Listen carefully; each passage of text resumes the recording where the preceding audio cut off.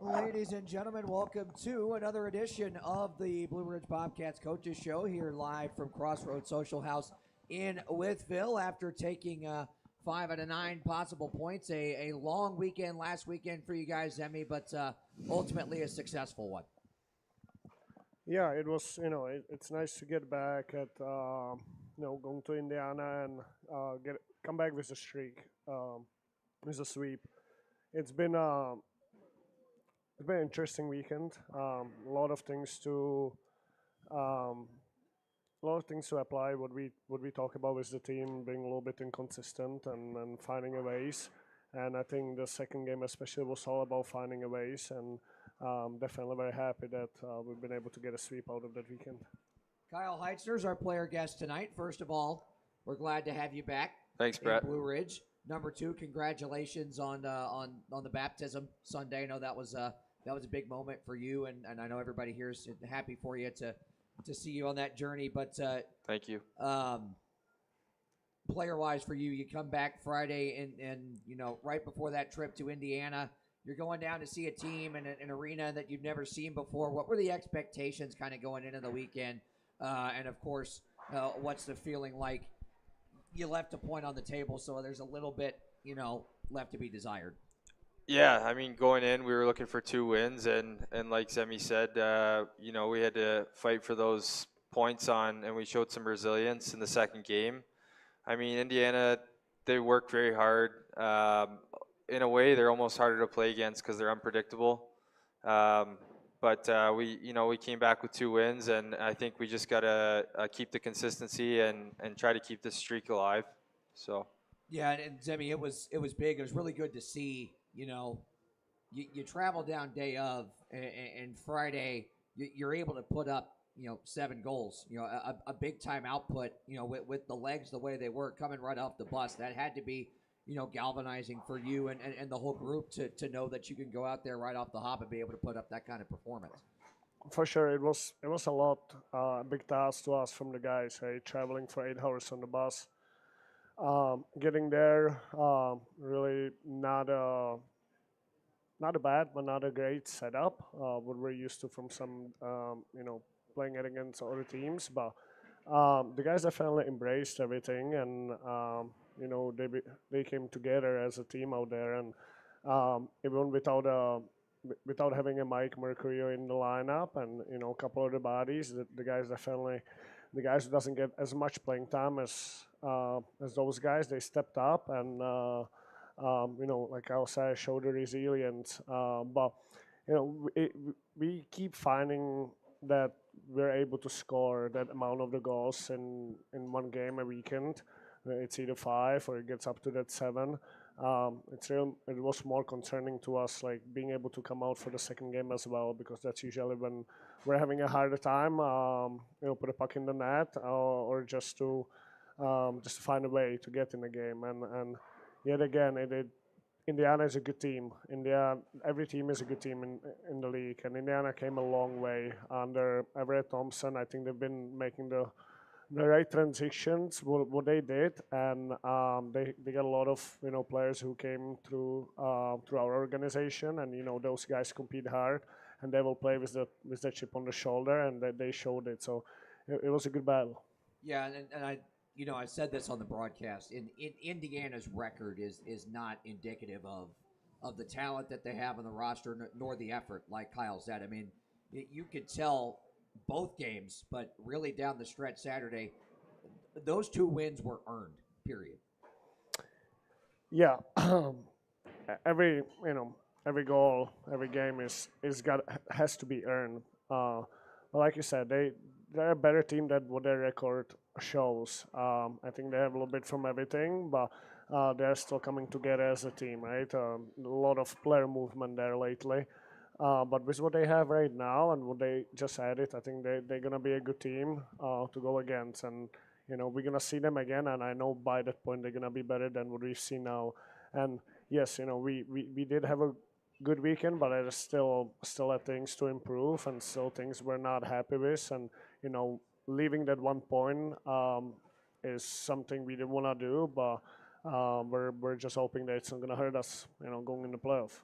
Yeah, Kyle, as he said, you got a chance to go back down there later this month, right after Christmas. You got a trip to Port Huron before that. Of course, this weekend, Danbury back home against Watertown next weekend. So all divisional games for you guys coming up, and I think it was good to start that stretch.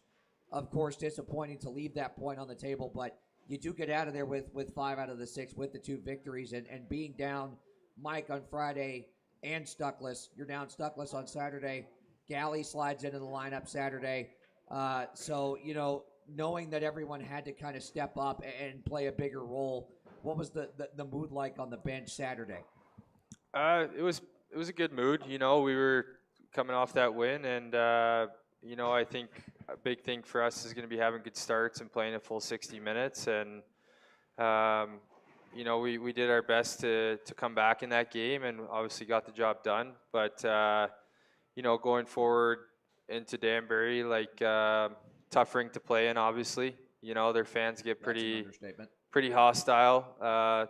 But at the same time, I think it's just really, really important that we focus more on what we do on the ice shift to shift than what their fans are doing. That's kind of irrelevant to us. So. Yeah, I mean, it's been a while since I've been there. I think it's been since 23 that I've been there, and then previous meetings with Danbury have been here in Wytheville. So I'm excited to go back there. We'll dig into that later on in the program. But for you, quick start in your return to the lineup.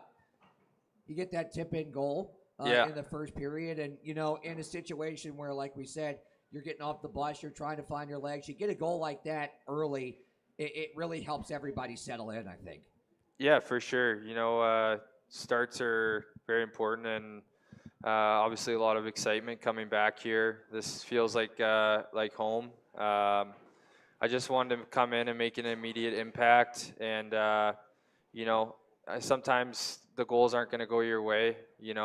As you've seen in the second game, it was hard to score. But just trying to go to the net, and I've been working in practice on tipping pucks and stuff like that, and they don't all have to be pretty. They don't ask how, they ask how many. That's right. And your 2 on Friday were of the greasier variety. The second goal, I think, a lot more greasy than the first one. So walk us through that one. Well, I actually felt it go off my butt, and then I asked Danny if he scored it, and he said, "No, I think you did." And I said, "All right, right on," like kind of a Doug Glatt style goal from Goon. So we'll take it. Hey, fun fact: Doug Glatt, former Carolina Thunderbird back in the ECHL days, by the way. It's a real guy. That's cool. That movie was based on, but fun fact. But yeah, by the way, Danny now 2 goals away from 100 in his FPHL career. He's at 98. So we're on miles. Yeah, give it up for the captain.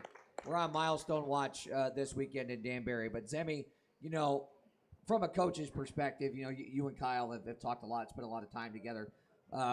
How good was it for you to get him, his play style, his mentality back in the lineup?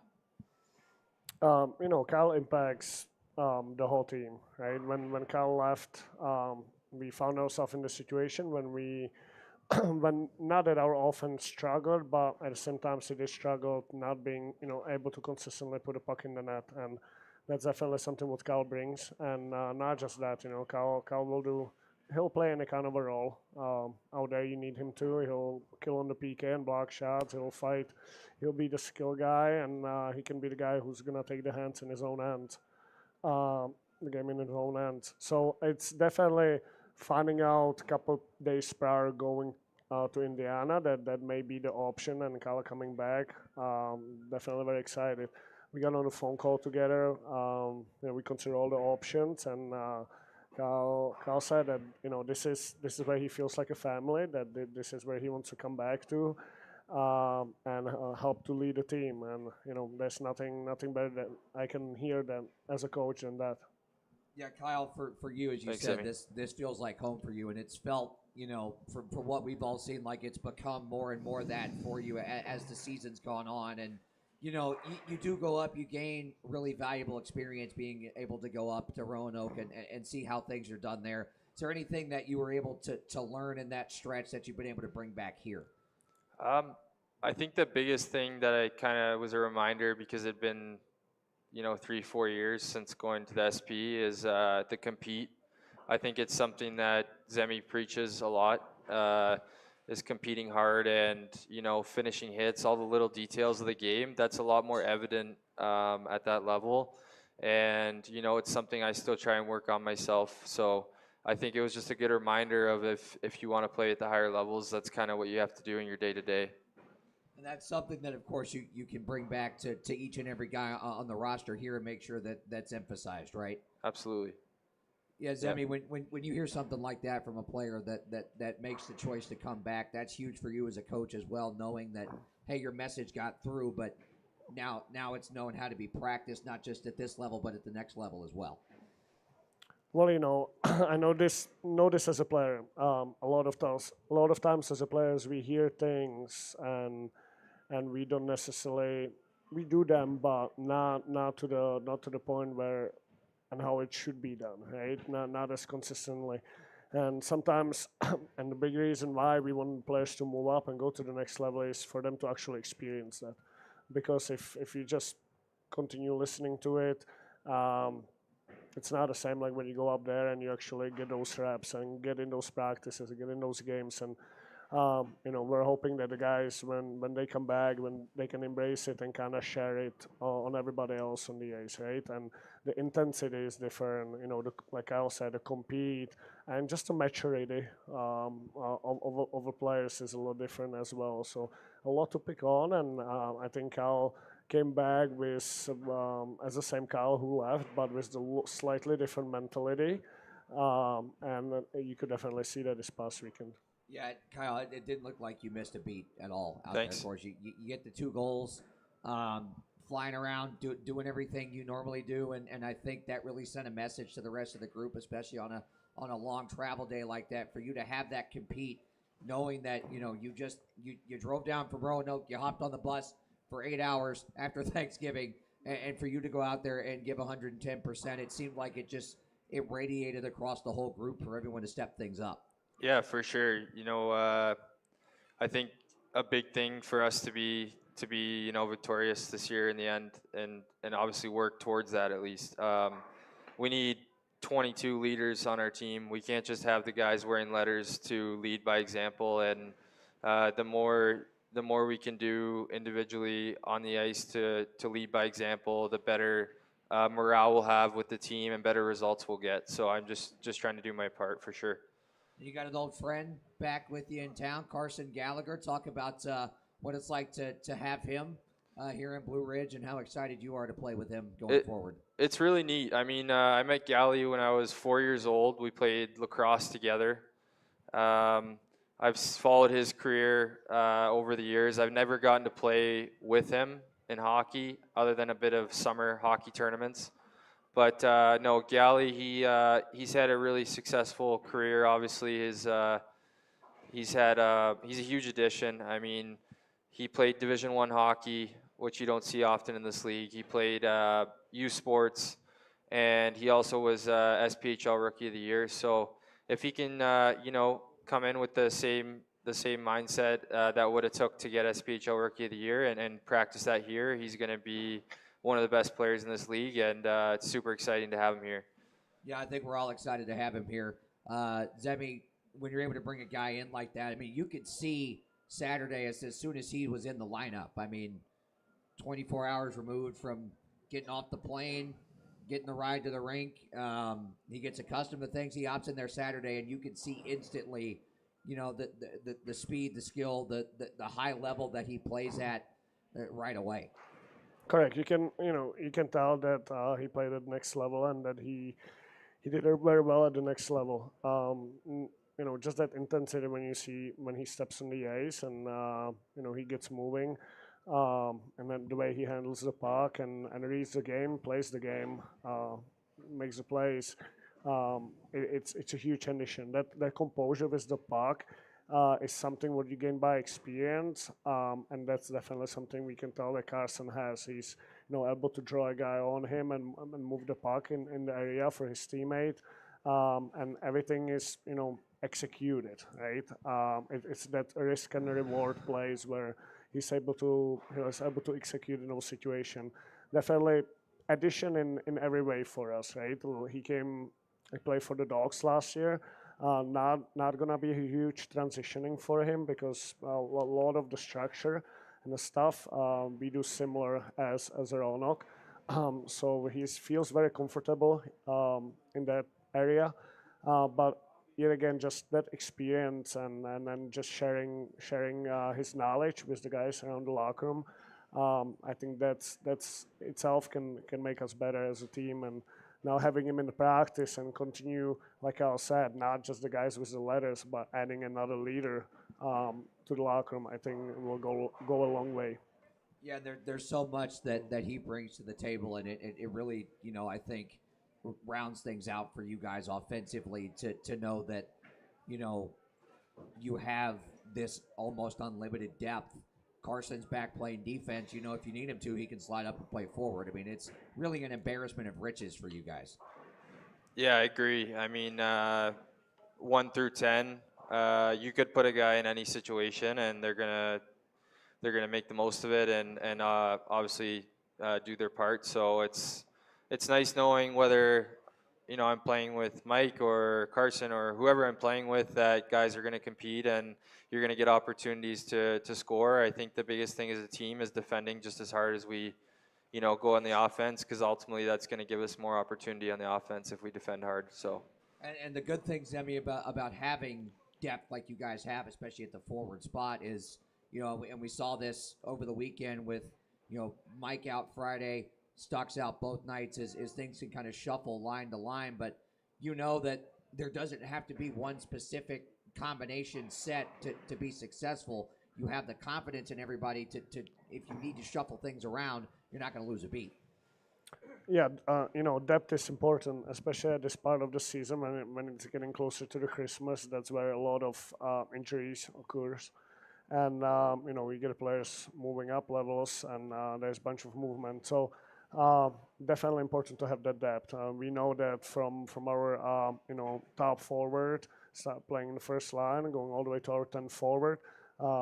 They can play the same roles. The identity is the same for every guy, and we practice in different variations on the lines, and some guys have more of a chemistry with some players have better chemistry than the others, but yet again, it's still early in the season, right? So we have things paired up where we have two guys, let's say, on the line who consistently playing together, and then we still finding and looking for the third piece with them. Same goes with the special teams. But like I said, having the depth is something we've seen. You said it yourself this past weekend and the weekends before, even going to the PD, where without that and without having players like Carson who can hop in on the back end and help out, would be very difficult, to build any kind of success. Yeah, and I think an important aspect, Kyle, as well, that throughout the weekend was not that they haven't been involved offensively all season because they have been, but this weekend especially, you could tell the defensemen were super active offensively, and that's something that you guys touched on Saturday, I know, before the game, as far as breakouts were concerned, and that had to be a huge boost for you guys as forwards to know they have the confidence in guys like Igor, Phillip, Daniel to bring the puck up and make things happen. yeah, I was just going to say, like, some guys on D really stepped up. I mean, Igor and Phillip, like, specifically, I mean, Igor coming up with that tying assist on Danny's goal, and He pretty much single-handedly made that goal happen. yeah, and then Phillip with the overtime, showing the deception on the shot, and then setting up Daly for a good look. I think we need more of that to be successful in the long run, and really proud to see the progression, and it says a lot about what we're doing and what Zemi's preaching to get these guys and myself better every day. So. And you had defensemen putting in goals as well. Of course, Carson was not sure if he wasn't forward at that specific time when he scored in the second period on Friday. I kind of lost track. Things were a little jumbled there. But what was it like on the bench seeing Robin Eriksson get his first goal? That had to be awesome. It was definitely exciting. It was exciting for him, and it was exciting for everybody else around him. Robin's been working very hard, and he's not necessarily the type of the player who will, score a lot of goals, but he impacts the teams in different way. He'll stand up for the guys and he'll play very well and responsibly defensively. And again, just his attitude and the work ethic, it kind of all falls in, makes him being a great teammate. But it was a very skilled play. I'll say. I talked to him after the game. I said, well, the deception and roofing it with the backhand. You don't see that very often, especially from a defenseman taking all the way down. So a lot of confidence with that puck, but we're happy that he got a first one. Yeah, I'm sure that made a lot of the quote unquote skill guys kind of raise an eyebrow there. Robin has that in him. What was the reaction like from you guys? No, I mean, for me, I've seen him do it in practice at times, and Robin's been one of my favorite teammates since I've been here. He's a competitor, and like Semi said, he'll stand up for his teammates. He's kind of the ultimate teammate that you'd want in your locker room. Definitely, we were all really excited for him, and just hope to keep seeing him continue to have success and be a big part of the team. So with that, we'll shift gears a little bit. Kyle, let's your playing background, as this is your first time on the show. We'll get into that a little bit, where things started for you in juniors, and how you've ended up here. Yeah, for sure. No, I was a late draft pick to the OHL, and I moved away from home at 16. Just turned 16 years old, played in Junior B down in southwestern Ontario. Had a pretty good season, missed some games with injury, but had a good second half. And then I was lucky enough to make the OHL at 17. Played 2 full seasons with the Barrie Colts. Was traded to the Mississauga Steelheads in my 19-year-old year. And from there, I went to be the captain of my hometown team in Orillia, Ontario, which is like a Junior C, Junior B level.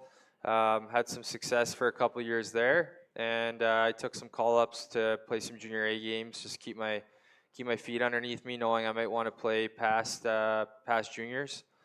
From there, I went to play in Sweden during COVID.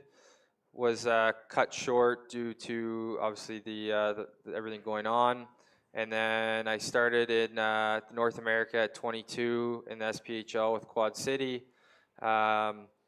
Had some stints kind of all over the league in the FPHL.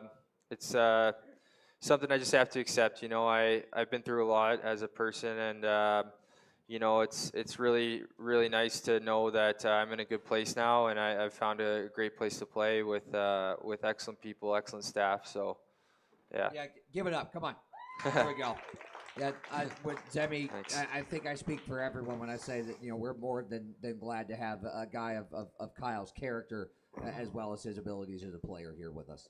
Correct. Yeah, we're lucky to have Kyle here as part of this organization. He talks a lot, but not a lot in the locker room. But he definitely leads. He leads by example, and a lot of when Kyle says something, it really embraces. And it really shows in front of the whole locker room. Everybody just listens to him because he plays the right way, right? And usually you find this combo of the guys where everybody wants to talk, but the actions are not flow the words, Now with Kyle, he doesn't say a lot, but when he stands up in front of the locker room and talks, you should see everybody else's faces and they take it in.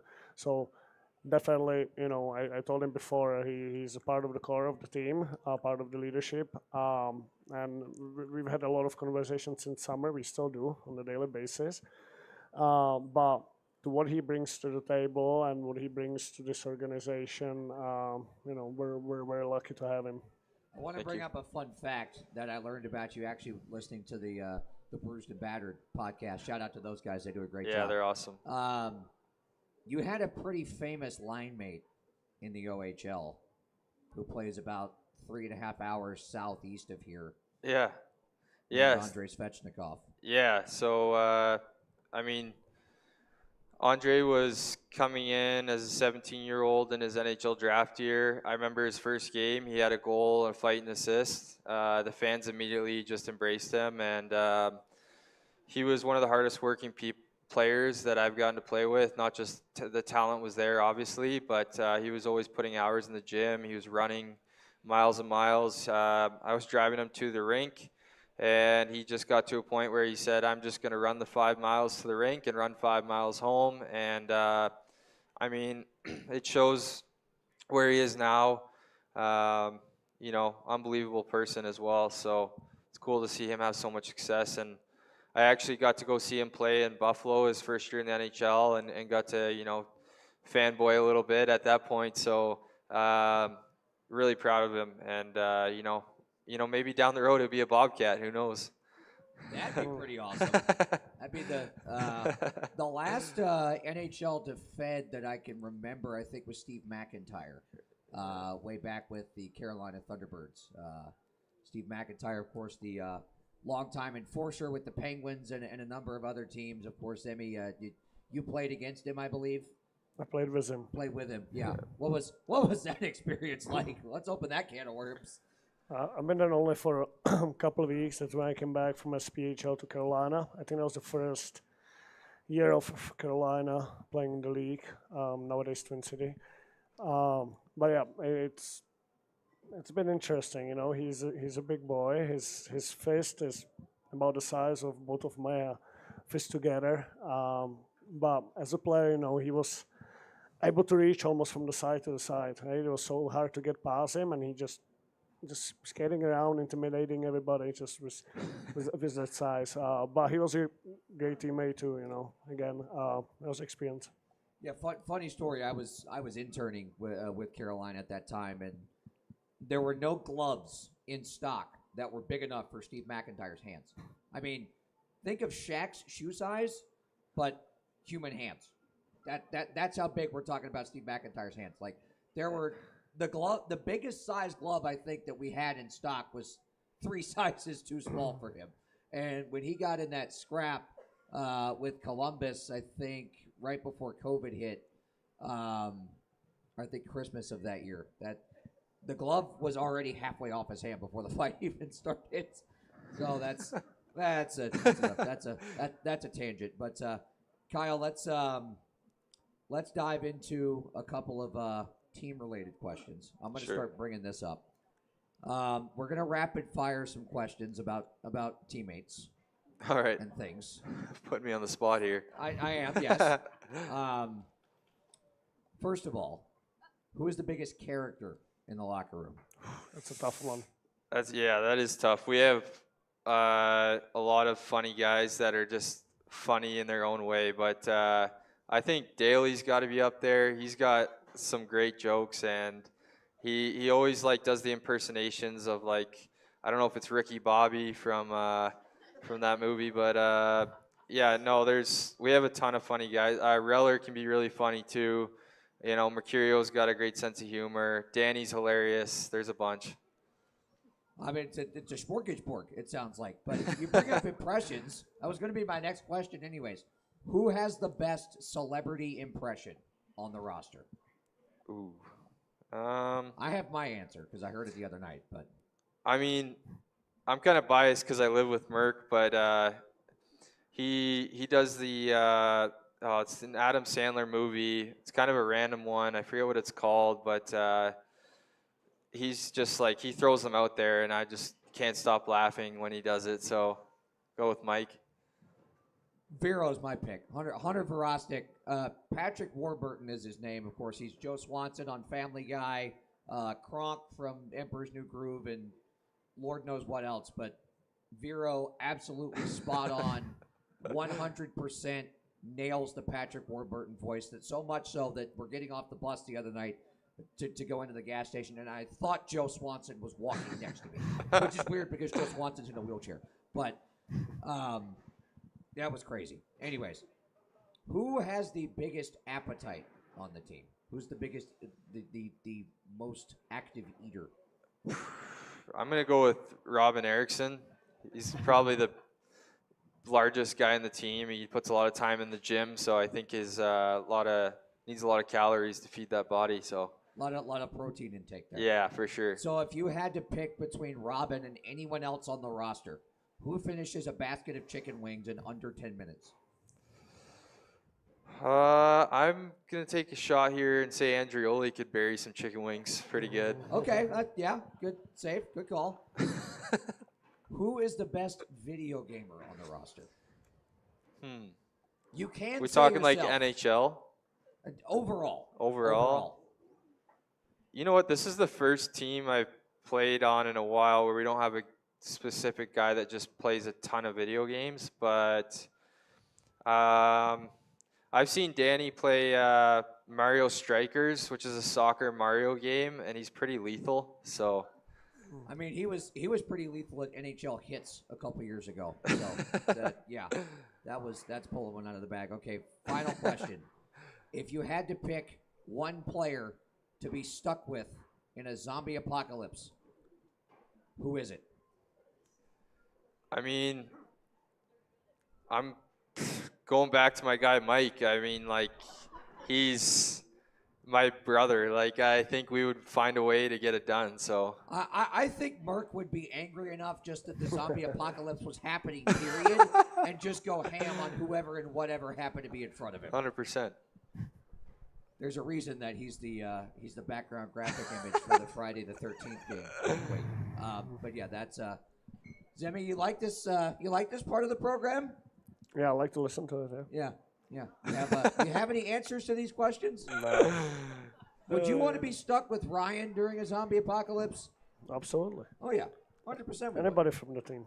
Anybody from the team. That's the coach answer right there. Who's funnier on the bench, Ryan or Devin? Ryan. Yeah. Devin has his moments. Yeah. Devin has his moments. I don't know. Ryan and Philip got into it on the bus the other day. They always do. They always do. You see Ryan in the barber shop. It's way funnier. I'm sure the barbershop banter is nuts. All right, we've goofed off long enough. Let's get ahead to this weekend. This is our first ever visit to the Danbury Arena. It's somewhere, of course, that all three of us have been at some point in our time in this league. But for the guys that haven't been, you know, it's a different animal going in there with the atmosphere. It's a really difficult place to play. So, what have kind of the preliminary discussions been from you guys on how to go about things this weekend? Well, we already touched upon it at the start of the week and, introduce to our guys who never played in that barn what does it feels like. We have a lot of guys on the roster who've played at the barn. It's different. You have to control what you have to control. You really have to stay engaged in the game and not to worry what's happening behind you, and it's not an easy task to do in their barn. With the way they play too this year, with the new coach, and it's gonna be a challenge. It's gonna be a challenge on the ice and just staying composed. But I think that's something we've been working on, and now this is a good test for us. Yeah, talk about style. I think it's different but the same in a way under the current regime than it was underneath Billy McCreary and the team that won the championship a couple years ago.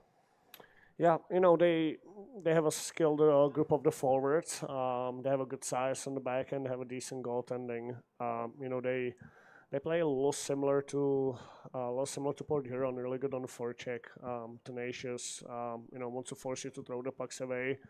And then, like I said, their forwards are skilled, right? So we definitely gonna have to, stay composed, make sure we're good from the back end on the retrievals, and we have a ton of communication out there. And we're supporting early in our routes. I think if we're able to, make it easy on ourselves, getting out of the zone, and have a good transition of the game, we'll be able to create a ton of offense. Yeah, Kyle, for you, that's a place that I'm sure you've played at least a few times with the rivalry that Watertown and Danbury have. So this is a team that you've seen a bit of over the course of the last couple of years. So. What's the experience like been playing against them, playing in that barn? How difficult is it, and how can you guys overcome it? Like a lot of the things Zemi just said. I mean, it's what we can control, And I remember the last time I was in there, we had fans heckling us as we entered the rink, calling us every name in the book, and then we ended up beating them pretty bad, and as the same fans were saying they were going to be Watertown fans after the game. So, I mean, hopefully the same result this weekend. You know, and at the end of the day, that's really not important. What's important is how we play and how we come ready to play. So. Yeah, I think you both hit the nail on the head right there. You have to keep the focus between the glass and what's happening on the other side of it. Okay, maybe you chirp someone back on the way out of the building here or there, or you keep your head down, you play a full 60 minutes, you take care of business, you get back on the bus, you go home. You don't worry about anything else, right? Exactly. Yep. For sure. As I mean, that's got to be the message, and with a roster like this that's got this mix of veteran guys and young guys, there might be moments during the game where younger guy might start to focus a little bit on what he's hearing. That's where one of the veteran guys has to step in and kind of reground that focus, right? Well, it's going to be a team effort to make sure that we all are staying engaged in the game. And yet again, I just said that we've been talking about it right before Port Huron, right, a few weeks ago. So we've been in those situations, and I think the guys been getting better and better at it. Not really worrying about the refs anymore or what else, everything else is happening around, but really focusing on the game. And we want to be better than the day before. So I think we'll continue going in that direction. And it will be all matter of, again, we're traveling. It's a long travel, right? Never played in that barn, so kind of getting to know the arena during the warm up, seeing the bounces and the extension and all that, how the ice is, and then showing up for the first five, and then just stay with the process. We have a plan. I know we're gonna compete hard. And I do believe, and I'm very confident we'll execute the plan as well.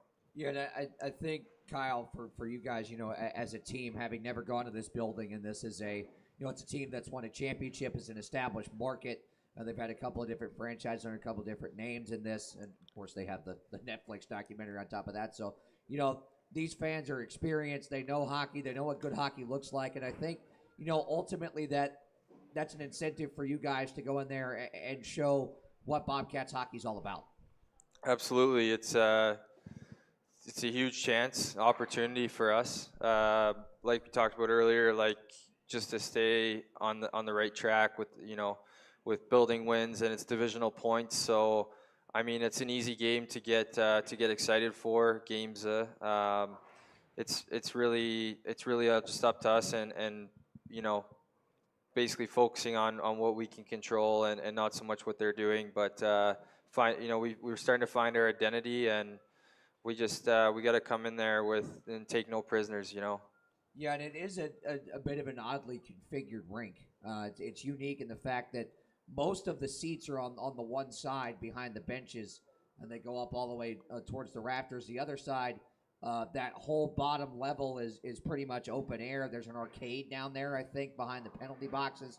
And then you have those upper level seats, and there's some suites up there as well. So it's a bit of an oddly configured rink, so it's going to be a different look, right? Yeah, it's a small size arena. And again, it's just because we haven't played there, it's going to be a little different. But I don't think this is last time we're going there too this season. So we've played Danbury before, right? We've played them 2 times last season and the year before as well. It's 2-2 on the games we've played against each other so far. And like I said, they're right behind us in the standings, right? So this weekend there's a lot on the line, and we're looking. We have a certain goal for this month of December, what we want to reach, and in that plan is have a good games this upcoming week against Danbury, and again just continue getting better, right? Continue sticking to the plan. Continue getting more experience this season, and continue getting more on the same page. Yeah, so I'll pose you the same question I posed Kyle. As we said, this is it's a fan base that's experienced. They know hockey. They know what good hockey looks like. So for you as a coach, I'm sure you're preaching that same kind of mentality that a big goal is to go in there and get the wins, but also prove to the fans in Danbury and to Danbury themselves what Bobcats hockey looks like. To me, we don't have to prove anybody anything. We got to continue proving ourselves, right, on a daily basis, right? So to what their fans think or not doesn't really matter. What's matter is for us to go out there and be ready and then do our job.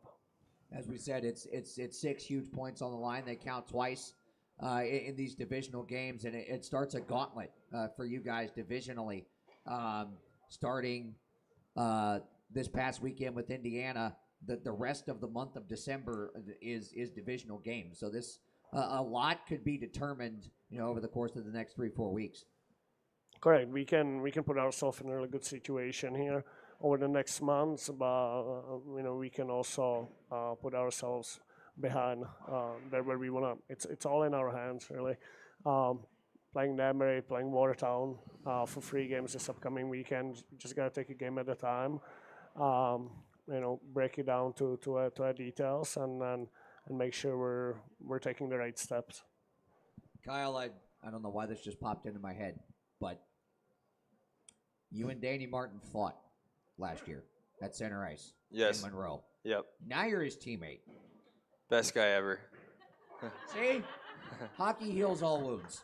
And, Danny told me from, when I talked to him over the summer, from that point on, it was kind of a mutual respect from you guys. And Danny was kind of thinking in his head, man, I would really like to have him on my team because I don't want to have to do this again. Yeah, no, for sure. It's, there's kind of a code for when guys fight, and you usually typically just leave it on the ice. So it was an easy transition to come here and be his teammate, and he's been so helpful for me to get to know everything, and just can't say enough really about the guy. So that's why he's the captain, and that's why we're so glad to have him here. I will say, on the subject of scraps, you've had a few so far this season. Yeah. Of those this season, which one's been your favorite? Ooh, I know it's a tough definitely pick. not my last one in Macon. But no, I don't really have a favorite. I think they're all kind of, important at times. Like it can really change a game. It can also provide a lot of energy for your teammates. So it's more just it's more about the team than it is me. At the end of the day, nobody really wants to fight necessarily, but sometimes it's needed, and we're a tough team, so we're going to be team tough, and yeah. Yeah, and the mentality that you play with really it radiates across the whole roster. But I want to bring up another thing you touched on the bruised and battered. You took us a little bit into the details of a couple of the scraps this season. So take us behind the curtain on the Skate Scaldi fight. Why don't you? Yeah, for sure.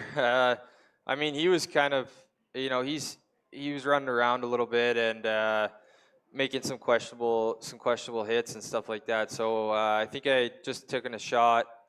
He gave me a cross check in the back, and probably certain times you're gonna let that go depending where the game's at. You got to kind of know when to hold them, know when to fold them. But at that point, I asked him to fight, and he circled around. I circled around, and we went toe to toe. And give a lot of credit to him too. He's a young guy. He did really well as well. So it was a good scrap. And the 3 at the beginning of the Port Huron game, like Zemin talked about, on that show a few weeks ago. I think we all expected the first one to happen, but walk us through what led to yours. So my short-term memory is not always the best. We're on the topic of fighting, but no, it's the guy Brussel, I think his name is. He made a dirty hit on Stuckless. It was a kind of a jump dump. Didn't give him a chance to fight, and a couple things had been answered. Wanted the opportunity to kind of stick up for my teammate and show Port Huron that that's not going to be happening on our ice. So yeah, Zemi, that's you talk about team toughness all the time. That it's not just the instances that Kyle's been a part of. It's it's a full roster mentality, right? Yeah, we definitely this team, this year that new value of the team we added was the team tough, and I think we showed that and carried that from last season to this season, and with the new additions, like Kyle and Robin and the others, it just continues spreading more around the roster. So again, it's good to be hard to play against, and it's good when the guys stick for each other, and they can be tough to play against, and so it's a big part of the game. We talk about that's the way we want to be going in the playoff, and we also said that that's how we want to build from the game one going into the playoff. So so far that's been going good for us. And a good note for this weekend, going up against another tough team. You'll have another tough guy back in the lineup on the back end in Preston Kugler. Yeah, Preston's back in the lineup for this upcoming weekend. Preston played the first few games when we started very well, and definitely, again, it's a guy who is not just tough, but he can play. He brings the calmness to our decor, and he makes the right decision with the puck. He understands when the pass is not there, when to keep it simple, and sometimes, just going with the puck over the glass, it's a skill what we need a little bit more in our game than what we've been having. So definitely excited. Unfortunately, we have Dennis out of the lineup with his injury from this past weekend. I think he's been looking good and better for us. And again, he's a young guy who's got a bright future ahead of him, and he's been getting better. But definitely going to be missing his presence now with Preston coming back. I think that gap's not going to be as big, and Preston brings something else to the table. But I think our decor still will be looking good. Yeah, decor will be looking good. Of course, you'll be down a forward as well this weekend with Alexi back on injured reserve. But again, I don't think anyone really loses any confidence with the depth that you guys have up there. Well, again, we want the guys to be confident, right? We want them to be confident but be humble at the same time. They understand that they have to work for it, they have to earn it, and that's kind of the message, to the team now. Alexi being out for a little bit, coming from an injury, trying to get back, get his legs under himself. Now with adding PJ, adding Carson. We have that depth what we talk about, so we can afford at this time to give some extra time to some guys if they need to. Yeah, talk a little bit about PJ. We haven't had a chance to talk about him. He came in before last weekend, or before a couple of weekends ago after the show, so haven't had a chance to bring him up yet. What have you liked out of him so far? PJ's been a great fit. He definitely he is what we talk about, really. He's a good pro. He definitely has, shows up every day and finding ways to get better. We traded for him from Watertown, and we knew that he's very capable of playing. I don't think he was getting the right minutes and opportunities in Watertown. But since he came in, he's been happy here. He's been enjoying his time, and he's still a young player. Who's got a ton of potential, and I think with more time being here around the team, he'll be very good for us. One more semi-new addition to bring up, Kyle, your teammate last year in Monroe, Seth Bacon, another guy that's come in and really seamlessly fit into this group. What's it like to have him back there? It's great. I mean, Bacon, he brings a lot to a locker room. He's a calm presence. When times are tough, he's not the kind of guy that's going to get down, and he's going to lift others up. And he's just getting used to everything. But I think his play is going to show on the ice too. He has good hands for maybe more of a puck moving defenseman, stay at home. But he tends to make the right plays with the puck, and there's no reason why he can't do very well here. And I'm very happy to have him here.